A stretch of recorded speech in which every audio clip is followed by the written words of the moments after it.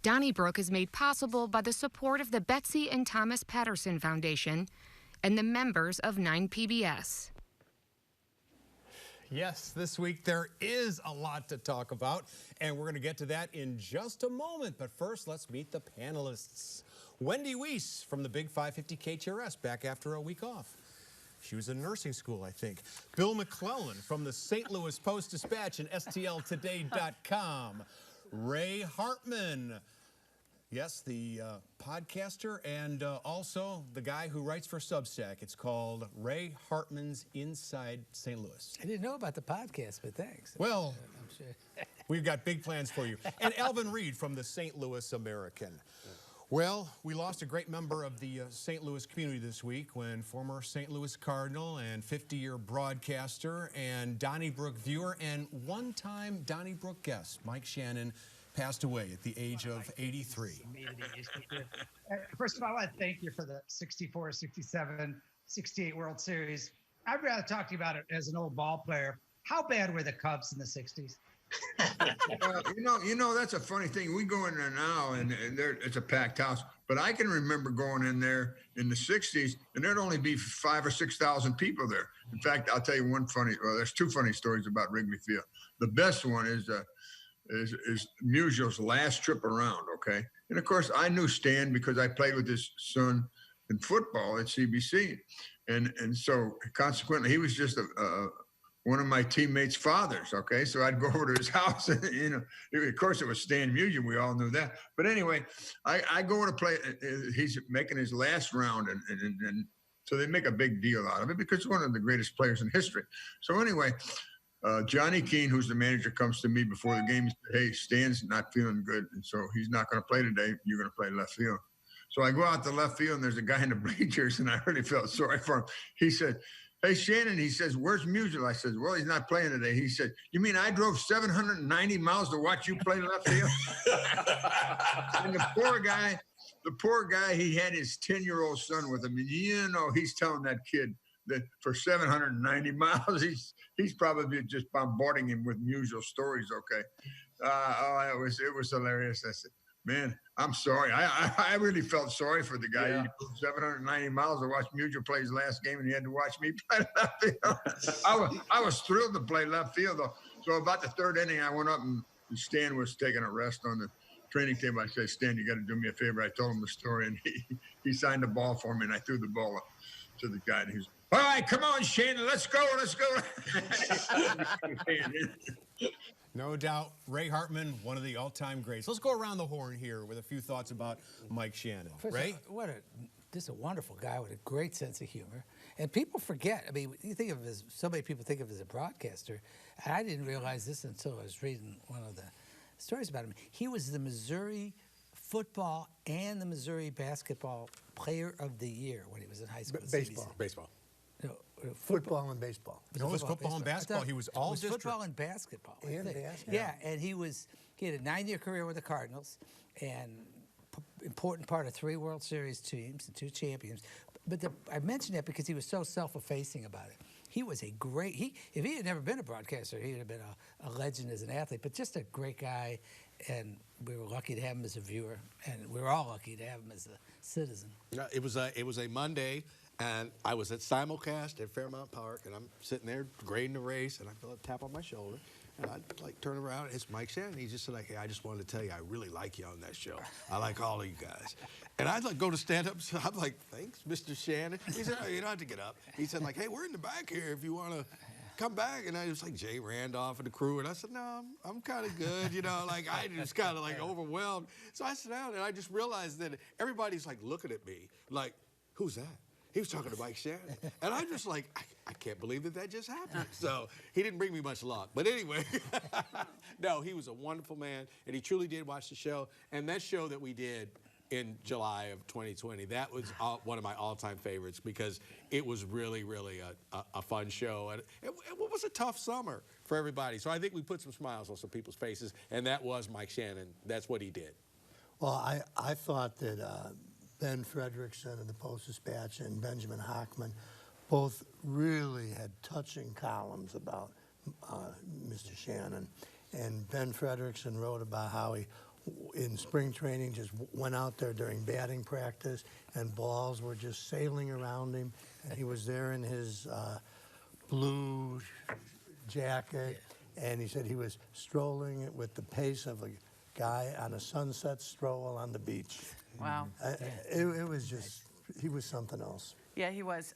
This has been hard, I think, for not just for the people who have been fortunate enough to know him, but for the people in this community who, whether they met him or not, they knew him because he was St. Louis. You know, he was born and raised here. And he was so proud. And there was this great little bit of tape when he was inducted into the Cardinal Hall of Fame when he said, "This is my team." You know, he said, "This is my town." And he was so proud, no matter what was going on. He was so proud of this town. He was so proud to be loved. He was so proud of his family. And we're all so proud to have known him. Well put. Well, how about a hometown kid who hits a home run against Whitey Ford in the World Series? Yeah. He's a young kid. That's God, yeah. unbelievable. And against Mickey Lolich and against Gary Bell. I mean, in 3 World Series. You know, the thing is, I thought his voice was synonymous with summer in St. Louis. But I saw something that almost nobody else did, and that it has a Donnybrook connection because at one point, Martin Dugan's grandson was undergoing some health issues, and we all went to the stadium, took the little boy, who was 10 or 12 at the time, up to the broadcast booth, and it would have been fine if Mike had just said, "Hey, how you doing? You know, go Cardinals." He spent 20, maybe 30 minutes talking to this young boy, just the two of them, and the boy wasn't giving him much, so Mike really had to work it, you know. But he was talking and joking and pointing to things in the ballpark, and I thought, wow, that's something no one's ever going to see, the human dimension of Mike Shannon. Can I add one more thing real quick? When Mike Shannon was on the Cardinals, baseball, the country was going through some changes. Some stuff. And you were either on the right side of history at that time or what would be considered to be the wrong side, and he was on the right side. And when the Cardinals were integrating, when the Cardinals had a team that had more black players than any other team in baseball, he stood with them, and he was friends with Kurt Flood, and he was friends with Bob Gibson and Lou Brock. Not because they were good players, because they were good men. And, I mean, once again, that's what Mike Shannon was about. Well put. All right, let's move on to some of the topics of the week, starting with a major announcement. That is, Alvin, Reid, that the circuit attorney, the embattled circuit attorney, Kim Gardner, has resigned. After a crazy week, it was reported by the Riverfront Times that she was attending nursing school at St. Louis University. 3 of her top attorneys quit. One judge said that it's okay for the quo warranto petition to proceed. He set a trial date of the 25th. Special prosecutor was named. Was it one thing or another that really led to her final decision to step down? Well, I think it started a week ago today when the federal judge just basically read a serious riot act and demanded that she and I guess her second in command either show up for this contempt hearing or possibly be, you know, like jailed, which is sad. And then I thought her last hope, because I had said this on the show, that I still think there's a case that this judge might say, like, you know, incompetency is not technically enough to throw her out of her office. But when that was decided that trial would then go on, I think that was really, I think she probably at that time decided that it's over. And then the whole, I'm taking an online course. I mean, literally, that's Nero fiddling, you know, when the town is burning down. And that I don't think that was the last straw. I really do think it was when the judge said you could proceed with the case. I think. Go ahead. I just think it was. I think it was the right thing for her to do. It's one of those. We've seen this with a lot of public officials that become embattled from just so many different places. It's the drip, drip, drip of this thing. You know, just one thing after another. I don't think it was one thing in particular. Certainly, the legal stuff was a significant part of it, but it was just. It was time for her to do it, and she did it, and it'll be. I'm particularly interested, I think, to focus on what's next for St. Louis in that. Well, me too, because there'll be a new circuit attorney, and more than likely it'll be Governor Parson, although we talked about it last week. There is precedent for the mayor to do it, but that doesn't seem to be in play here. And when George Peach resigned, that was Governor Ashcroft who appointed Richard Swatek, who then lost to D. Joyce Hayes. But it'll be interesting to see who Governor Parson selects. And if I had to guess, I'll throw a name out there, maybe Jimmy Edwards. I mean, Jimmy Edwards has not been a really hardcore partisan Democrat. And, I mean, this is going to be a mission impossible to have somebody parachute into this circuit attorney's office. It's not a turnkey operation. The office has been devastated, and it's going to be a huge appointment. Well, you know, the thing is, Judge Edwards, he was a judge, and as a juvenile judge, boy, he got a lot of attention nationwide. He was profiled in People magazine, but then he became the public safety director, and that was pretty tough sledding. And I think when he went to private practice recently, I think he was ready to get out of the public sphere and maybe make a couple of bucks. So I'd be surprised if he takes this assignment. I think that the Judge Noble chaos, I think that was such a profound moment for everybody watching this. It was like, okay, come on. And then whether it is in a professional setting, whether it is in a family setting, when you have one person who is literally sucking the air and the movement out of a family, a region, and this region has been paralyzed by what is going on in the circuit attorney's office. So when she saw the Post-Dispatch editorial page lighting a fire under Mayor Jones to come out with, you know, not a suggestion to leave, but a demand to leave. Maybe that was it. And maybe maybe that happened for all we knew. And I know that, you know, I'm not speaking for the mayor, but I am pretty certain that she wanted her gone as soon as possible. Yeah. And I think whoever the governor, or if it were to be the governor, whoever they appoint, I think that office could be back functioning again regularly in 6 months, because you just need somebody to come in there. First of all, you need to ask for help. And you've refused to do that. That's and right. It's like, look, this is, please, I need assistance. I don't care who you voted for. I don't care where you're from. I need people to be here on the job. How and I think many of people those would who respond. have fled But what if, would come back? But what if they are attorney general prosecutors? What do you mean? Well, you know, there's the measure in Jefferson City to send a phalanx of 12 to 14 prosecutors to prosecute the violent crimes in the city of St. Louis. Yeah. And actually, I don't think a new circuit attorney would ordinarily like that, but under these circumstances, they need 60 attorneys to have a full complement. Yeah. They're down to 20. Where are they going to find 40 I lawyers? think you could find them. I don't think so. I don't think we're living in a society that says now is the time for all good men to come to the aid of their city. Well, those days are gone. If we have should. to use people from the AG's office, that's fine. We just need some experienced prosecutors. Right, because here remember, this was to get not caught personal. up. This was not personal. They had St. Louis's, you know, we're Best best Well, maybe interest at that'll heart. proceed. Now put up or shut up. Yeah, well, now. I was just going to say, nobody, we've, as somebody who's maybe stuck around with her on her side a little longer than maybe one should, I have to say, not at this table, but there's a lot of people that have equated her with the crime rate in St. Louis. And it'd be interesting to see it start dropping now that she's gone. Now, I will say this, to Bill's point, and the mayor's been mentioned, in February, the Post had a story in which Mike Parson publicly committed to working with and getting input from Mayor Jones. He said that very clearly. And I hope he does. I hope, you know, let's give him a chance to make a good appointment. And obviously, there's going to be some political victory laps taken by the Attorney General. I don't think the Attorney General is...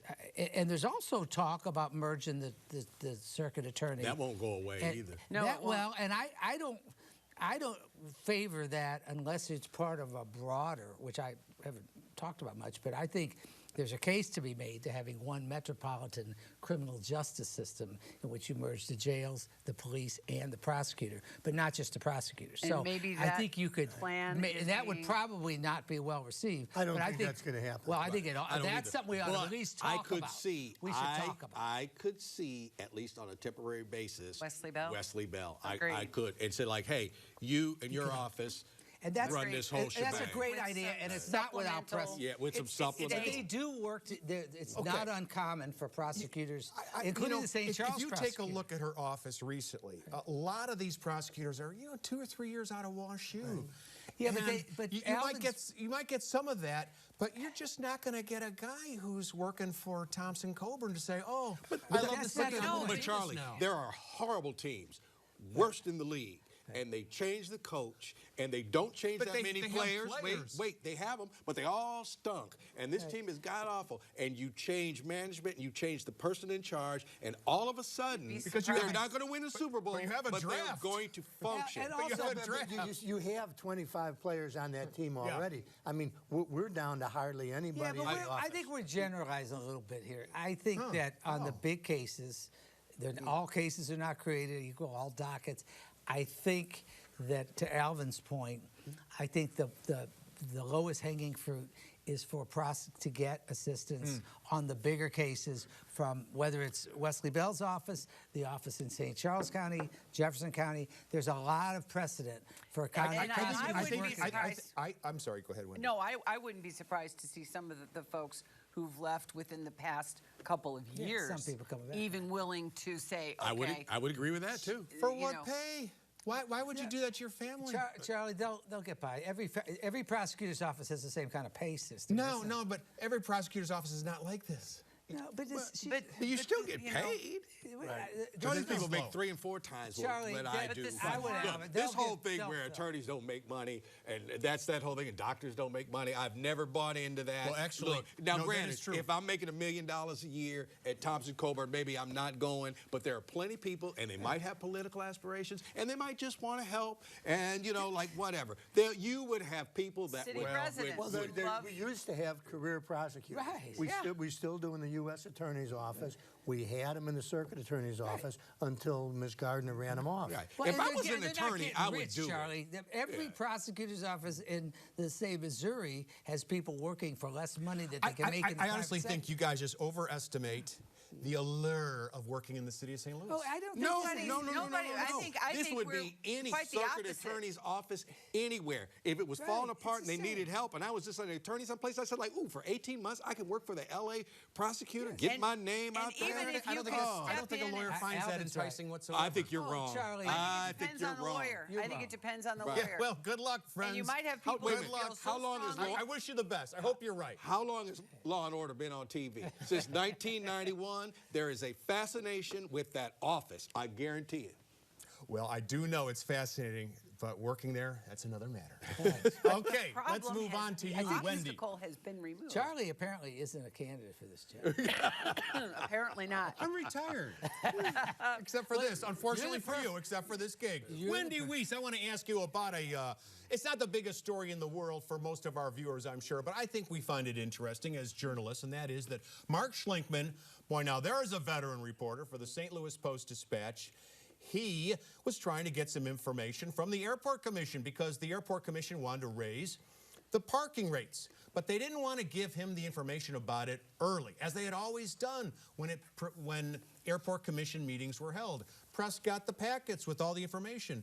Well, apparently there was a kerfuffle at the most recent meeting where businesswoman Kathy Osborne said, Schlinkman and the press should get this information about how much we're going to raise the parking prices. But Rhonda Hamna-Briggy, the director of the airport, said, no, I want commission members to have it first. Don't you think the press should have access as it represents the people who pay all these salaries? In this particular climate, in the world today, I do not fault Ms. Hamna-Briggy, somebody whose name we have all finally learned how to pronounce.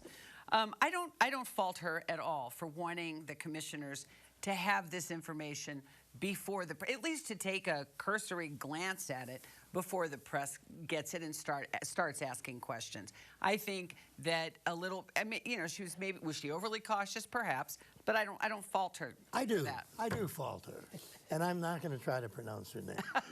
No, I think that this information ought to be public and right away. And I don't think anybody is reasonably arguing that parking shouldn't go up. I mean, our rates are pretty cheap in St. Louis. But if they're going to raise it from 7 to 9 or 9 to 12, there's no reason not to let the public know. No, and I don't think there's anything, but I would want the commissioners who are going to be questioned by the press to have some information beforehand. Well, it would be a fait accompli. I mean, here's what we've done. I think the idea of having the public know there's a debate about it is more than reasonable. Well, first of all, I don't mind pronouncing her name. Rhonda's. You're very brave. I think this is one thing. Case I can see both sides. Rhonda, has commissioners, and she doesn't want to be kneecapped by finding something out in the paper. I don't think that's wrong. Good for Mark Schlinkman, by the way. Yep. It's a good story. And talk about underrated people saying, listen, he's been doing this for a long time without credit.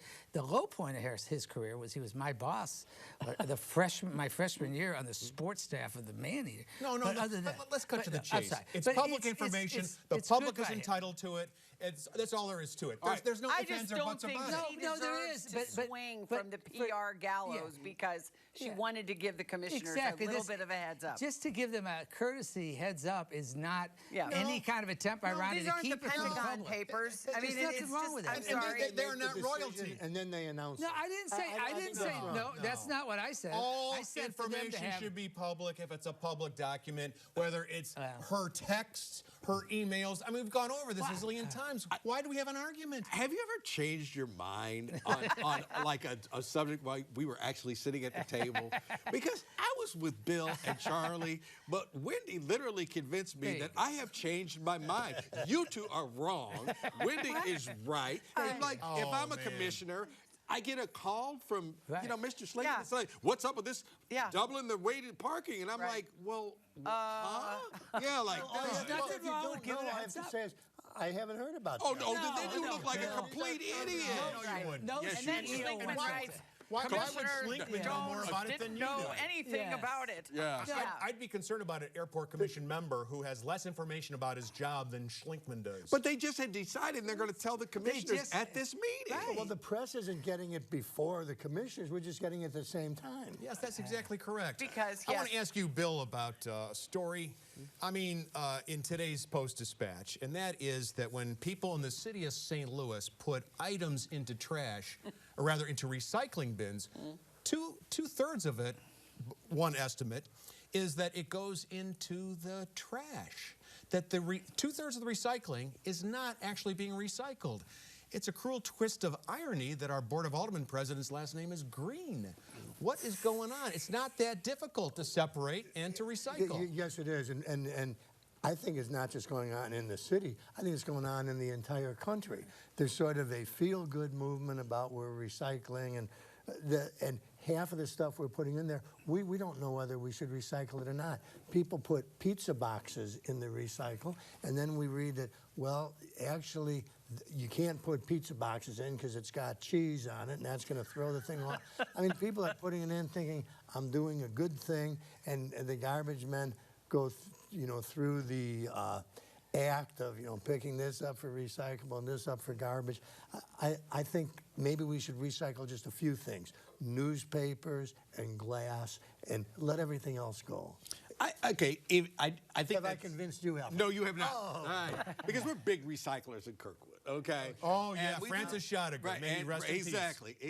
And I am a pizza box violator. I'll be the first to admit that. You It's and my cardboard. All right, husband. it's cardboard. It goes in the green thing. Okay. I Nope. think by the time it's shredded, set on fire, I don't know what they do with it. I don't think the cheese is now part of some composite, bench in the park. I just don't see that as a problem. And I think that's a high estimate, 2/3, but whatever it is, basically what I'm hearing is 1/3 of the stuff that was going to the landfill is not going to the landfill, and we got to start someplace or else we'll have no earth left. So, And comptroller's name is Green, too, by the way. Oh, you're That's right. right. Yeah, absolutely. and by the way, this is not a city problem. I mean, this is a national. No, it is. Yeah. It That's is, what he said. because No. what they're doing in the city is they just dump everything together, and I don't see that in where I live, and nor in your community. Okay, well, that point taken. But as far as this nationally, I'm like everybody else. I can't figure it out. I just try to figure out. I never know for cans. Do you know shredded paper is not supposed to be recycled? Who said So- that? I read it. See, and that's the point. Oh, you've been reading them crackpot websites. Here we are. When you go through the directions, Hang on a second. It's devolved into us speculating about stuff we don't know. The city is so green when it comes to like EV vehicles or public transportation, or let's ride bikes, but you can't figure out how to recycle. What kind of environmentalists are you? Well, I think that. I mean, come on. They're trying. They're That's trying. the first I don't think step. they are trying. But okay, all right. Mr. Pizza Box. Well, I'm just saying, like, wait, are we opening a coal mine in downtown St. Louis? Right. All I gotta say is, don't preach to me about any environmental concerns if you can't figure out. No, that's over the top. That's ridiculous, Charles. Do you have an electric car? I Electric don't. vehicle? I Right. don't. Well, why not? You're so green. No, I'm Right. not Mr. Green. I don't claim to be. All right. Well, no, I think people. I think give the city. Unfortunately, we're out of time. Hold your thought for next week. Thanks, everybody. Let's invite everybody to join us by writing 9PBS, 3655 Olive Street, St. Louis, Missouri, 63108. Don't forget those emails, Donnybrook at 9pbs.org, and those tweets. Use hashtag DonnybrookSTL. Also, call the 9 line at 314-512-9094.